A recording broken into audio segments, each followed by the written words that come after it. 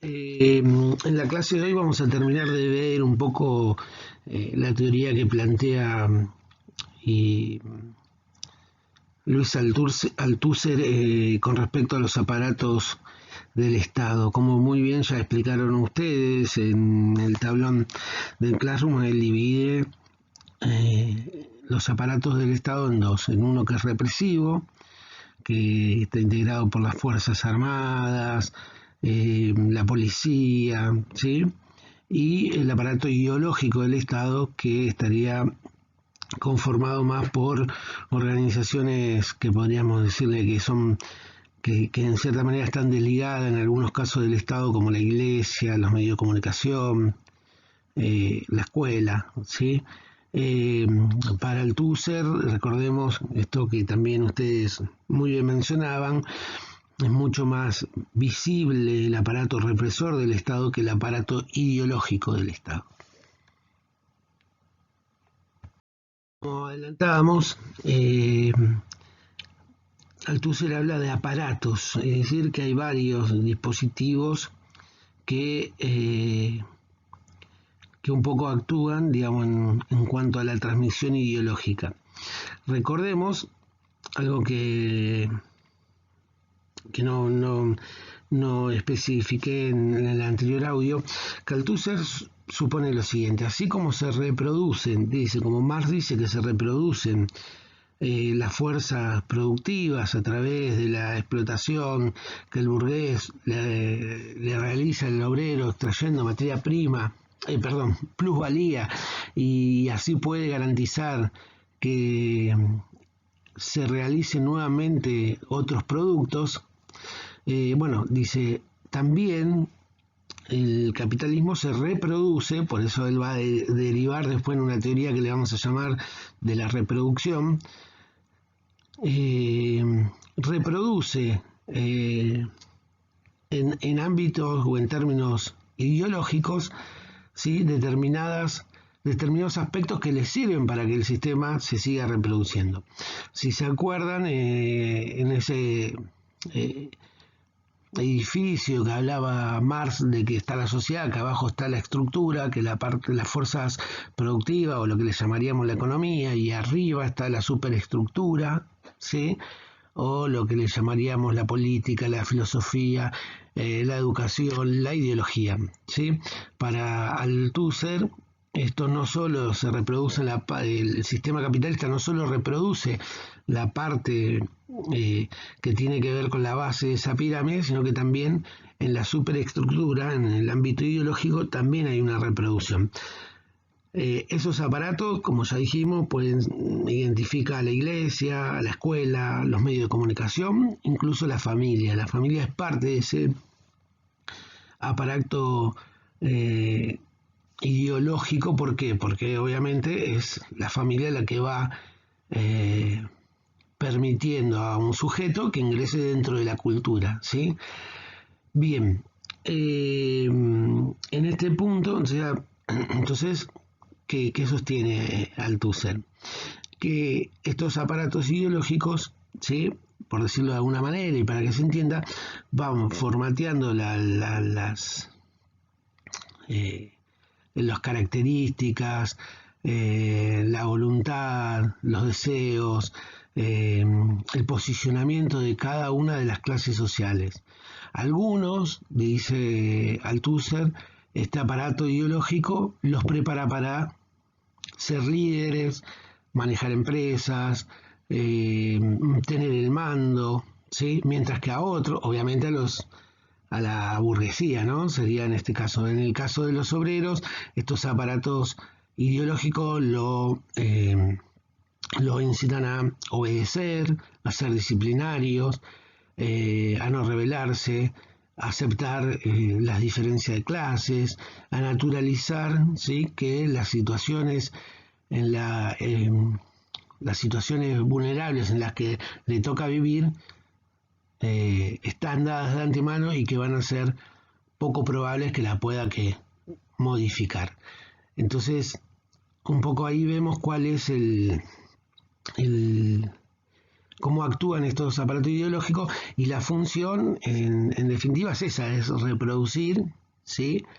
Los cánones o el statu quo que ya está establecido de antemano, ¿sí?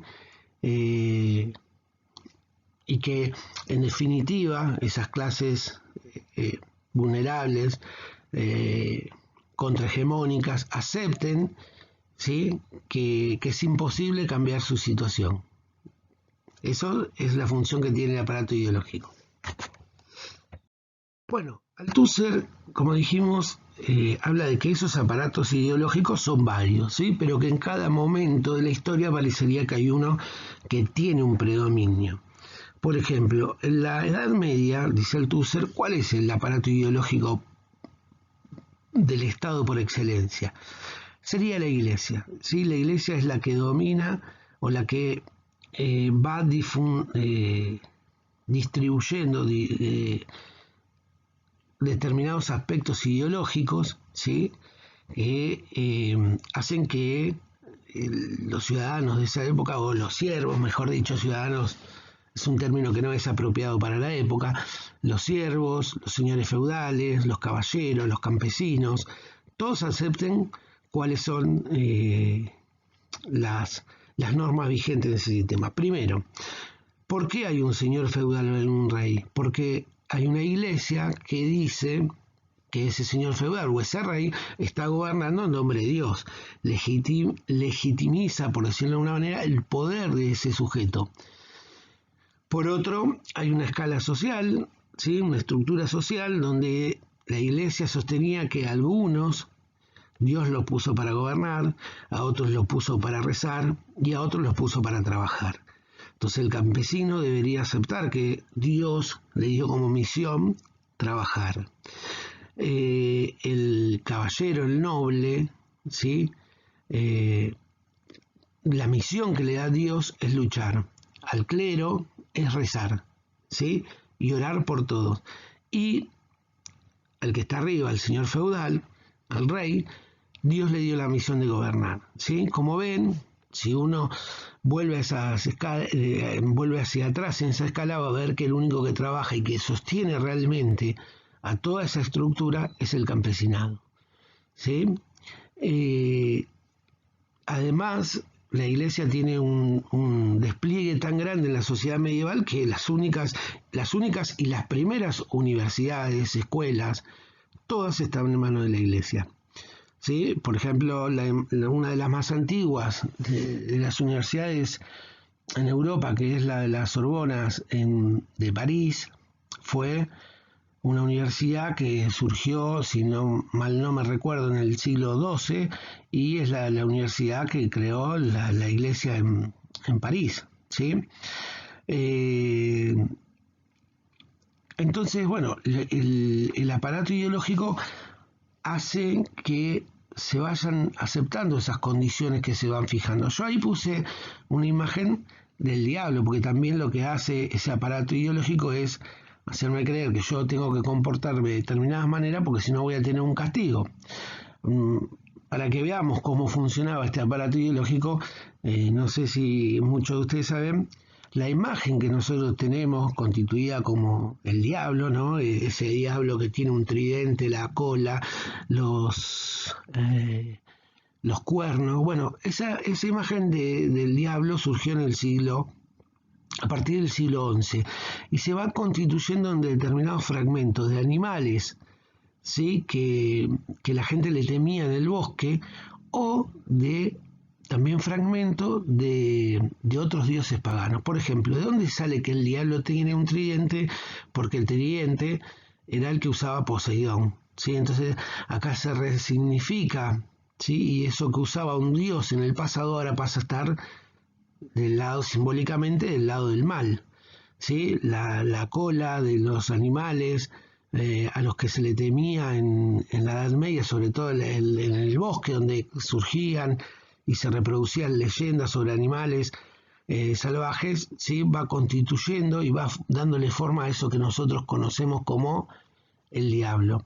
Esas son maneras que este aparato ideológico tiene para controlar y lograr que las clases populares sean disciplinadas. Es decir, imagínense que para un campesino en ese momento rebelarse contra el señor feudal no es rebelarse solo contra el señor feudal, es rebelarse contra Dios, ¿sí? Contra el ser más poderoso que hay, no ya sobre la tierra, sino sobre el universo. Entonces, esas eran formas de controlar, ¿sí? la, la, la rebelión de los campesinos, ¿sí? Bueno, Althusser sostiene que ese aparato ideológico que predominaba en la Edad Media no puede ser de ninguna manera el que vaya a predominar luego de la Revolución Francesa. ¿Por qué? Porque la Revolución Francesa precisamente no solo presupone un cambio político, económico y social de la sociedad, ¿sí? La destrucción de ese mundo medieval por la constitución de un Estado conducido por la burguesía, una república, ¿no? Donde esa república se va, por decirlo rápidamente, se va a llevar puesta la cabeza del rey, ¿sí? Y cuando se lleva puesta la cabeza del rey, se lleva puesta a quien sostiene a ese rey. ¿Quién es el que sostiene al rey? La iglesia. Entonces, ese nuevo Estado que va a surgir en Francia va a plantear que todos por ejemplo, que todas las escuelas que están en manos de la iglesia, bueno, ahora el Estado tenga sus propias escuelas. Es decir, de a poco el Estado le va a sacar los lugares de influencia que tenía la iglesia en la Edad Media, se la va a ir, por decirlo de alguna manera, absorbiendo. Es decir, ahora el que predomina no es la iglesia, sino el Estado. En algún punto, dice Althusser, a partir de la Revolución Francesa, el aparato ideológico que va a tener un lugar más estable, más predominante es la escuela. Esa escuela que, si ustedes ven las imágenes que yo ahí les agregué, tiene condiciones que también, digamos, perduran, si ustedes quieren, de la época medieval. Si yo analizo cómo está la clase, por ejemplo, abajo y a la derecha, ¿no? Hay un alumno que está escribiendo en el pizarrón. Analicemos un poquitito esa estructura de la clase, ¿no? Vamos a ver que el profesor está parado en el frente, ¿no? Esto sigue aún hoy, no le estoy contando ninguna novedad, y todos los alumnos están sentados. Entonces, cada uno en sus lugares. Bien, ¿de dónde viene ese formato de la escuela? Ese formato de la escuela viene de las primeras escuelas que había, que eran las jesuitas. Y esas escuelas jesuitas reproducían lo que sucedía en la iglesia. Si ustedes ven, podríamos reemplazar al lugar del profesor por el lugar del sacerdote, y en el lugar de los feligreses estarían los alumnos, sentados y ordenados, casi en una estructura similar a la que se reproduce o se da en la misa. Bueno, como vemos, hay cosas que permanecieron y hay cosas que van a cambiar. Entonces, como decíamos, el Estado, estos nuevos Estados nacionales van a ser parte van a ir construyendo su propio aparato ideológico y también su propia simbología, ¿sí? Es decir, a ese Dios, vamos a suponer, le voy a contar algo, antes que el sistema educativo argentino se estableciera, ¿sí? Las escuelas eran todas religiosas, casi a los chicos apenas llegaban a la escuela, rezaban, ¿sí? A partir de la ley 1420, ¿sí? En la década de 1880, el Estado crea el sistema educativo, ¿sí? El Estado argentino. Y a partir de ahí dice, bueno, ahora en las escuelas ya no se reza más primero. Primero, ¿sí?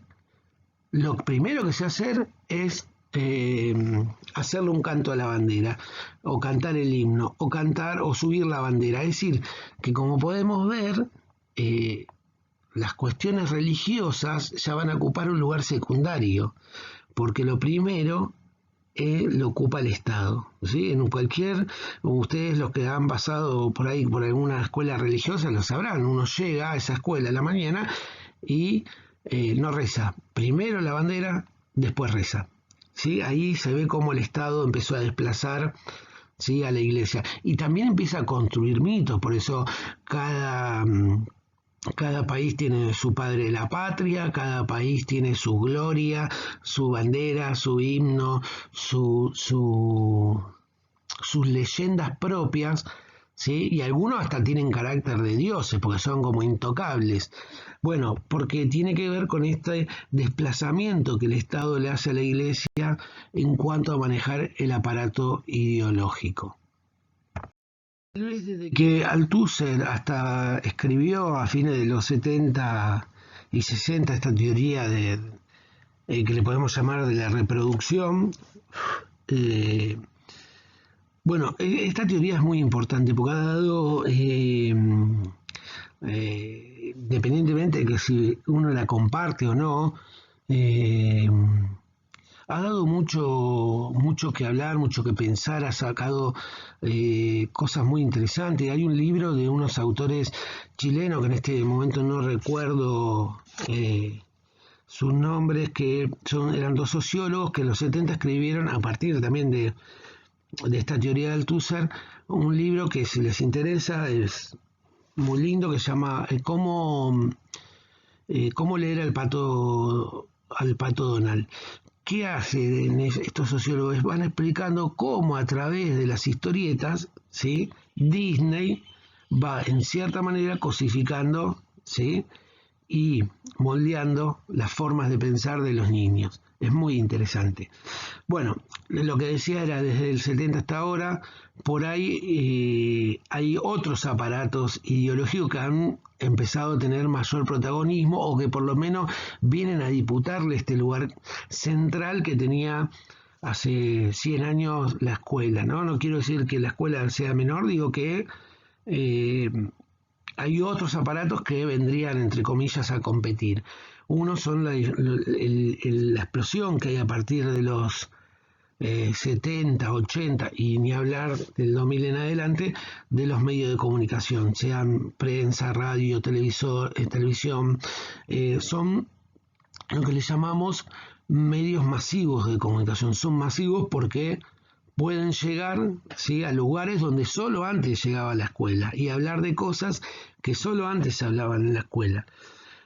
Y para centrarnos ya más actualmente y más sobre lo que ustedes saben mucho más que yo, tienen que ver, o podríamos también ponerlo a las redes sociales, ¿no?, donde hay una explosión de información, de comunicación, ¿sí?, y se juega tanto ahí, ¿sí?, que esos aparatos también buscan nuevas formas de intervenir. Por ejemplo, ¿qué es un ejército de trolls? Un ejército de trolls lo que quiere es tratar de moldear, ¿sí?, la forma de pensar, hacerle creer a determinadas personas que pasó esto cuando en realidad no. ¿Qué es una fake news? ¿Cuál es la función que tiene? Y desinformar, ¿sí?, o informar de algo que no sucedió, desvirtuar un poco la realidad. Y en sí, eso tiene un efecto en las personas, ¿sí? Porque van construyendo una imagen, por ejemplo, de determinado político, a partir de una imagen que realmente no saben si es cierta o no, ¿sí? Para ver esto, así como les recomendé un libro, ahora les recomiendo una película que está en Netflix que se llama Nada es privado, y ahí van a ver también cómo Google, Facebook, etcétera, cómo van extrayendo información, se las venden a unas empresas, esas empresas construyen determinados perfiles de las personas y ¿qué hicieron? Por ejemplo, entre otras cosas, crearon determinadas fake news para influenciar en el electorado de Estados Unidos, ¿sí? Y ahí se descubrió que parte del equipo de Donald Trump estaba en en este episodio. Entonces, las personas terminaron votando a Donald Trump por falsas informaciones que iban circulando con respecto a Hillary Clinton. Es decir, cuando uno cree que tiene un celular y está en el máximo de su libertad, Althusser vendría y nos diría, bueno, pensá un poquitito más porque me parece que por ahí te están engañando de alguna u otra manera, o por lo menos, bueno, cuestionarlo, ¿no? Siempre cuestionar es una buena forma de volver a plantearme a ver si me están engañando o no. Por último, vamos a ir viendo un poco estas similitudes y diferencias que hay a la hora de pensar la ideología entre los cuatro, pero tres variantes que vimos de pensar la ideología. La primera, la de Marx y Engels, donde vimos que para Marx y Engels la ideología tiene como función, ¿sí? No dejarnos percibir la realidad. Para Gramsci las ideologías tienen que ver con una forma de ver el mundo, ¿sí? Y para Althusser remarca que la ideología tiene o es transmitida por aparatos que lo que desean es que uno reproduzca, ¿sí?, la vida que las clases dominantes pretenden. En los dos primeros casos, en el de Marx y Engels y Gramsci, ellos perciben por alguna manera que a esa ideología hay cuestiones que la pueden combatir. En el caso de Marx y de Engels, la ciencia. La ciencia es lo que permite destruir, por decirlo de una manera, esa barrera ideológica que no nos permite acceder a la realidad.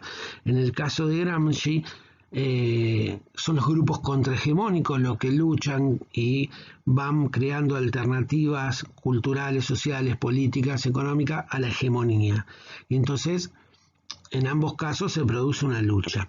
En el caso de Althusser daría la sensación de que el aparato ideológico es tan fuerte que medio como que estábamos ya perdidos, ¿no? Como que ya la ideología nos ganó de mano porque todos vamos a reproducir en mayor o menor medida lo que la ideología en sí quiere, ¿sí? O sea, lo que la clase dominante quiere. Entonces ahí, a diferencia de los dos primeros, o de los tres primeros, lo que se ve en Althusser es como que la lucha, ¿sí?, por revertir esa situación estaría más casi imposibilitada, ¿sí? Porque si todo es reproducción, también uno podría decir, bueno, Althusser cómo llegó a todas estas conclusiones si él, en vez de ser un mero producto reproductivo del sistema, al revés, lo está denunciando, lo está poniendo en cuestión, lo está poniendo, bueno. Entonces, un poco esas son, digamos, las diferencias, algunas similitudes. Para los tres, claramente también hay una ideología dominante que es la que representa, eso es una similitud entre los tres, que representa los intereses de las clases más poderosas. Con las consignas que vamos a tratar de resolver en el tablón del Classroom a partir del lunes. Empieza con el número 2 porque la 1 ya la fueron respondiendo ustedes, que era la diferencia entre el aparato ideológico y el aparato represor. La 2 dice mencione cuál era y por qué el AIE por excelencia durante la Edad Media. La 3, ¿qué sucedió con el AIE a partir de la Revolución Francesa? 4. ¿Cuál es por excelencia el AIE de la sociedad capitalista, según Althusser? Justificar. 5. Según su opinión, en la actualidad, el AIE por excelencia sigue siendo el mismo que para Althusser en los 60 y los 70. Justificar. 6. ¿Qué diferencias podemos observar entre el pensamiento de Gramsci y Althusser? Y 7, tomando en cuenta el pensamiento de Althusser y otros pensadores como Bourdieu, que formaron parte de lo que sería la teoría de la reproducción, la ideología dominante parece tener asegurado el triunfo. Según su opinión, ¿es así? ¿No es así? ¿Hay alternativas? ¿No hay alternativa? Justificar.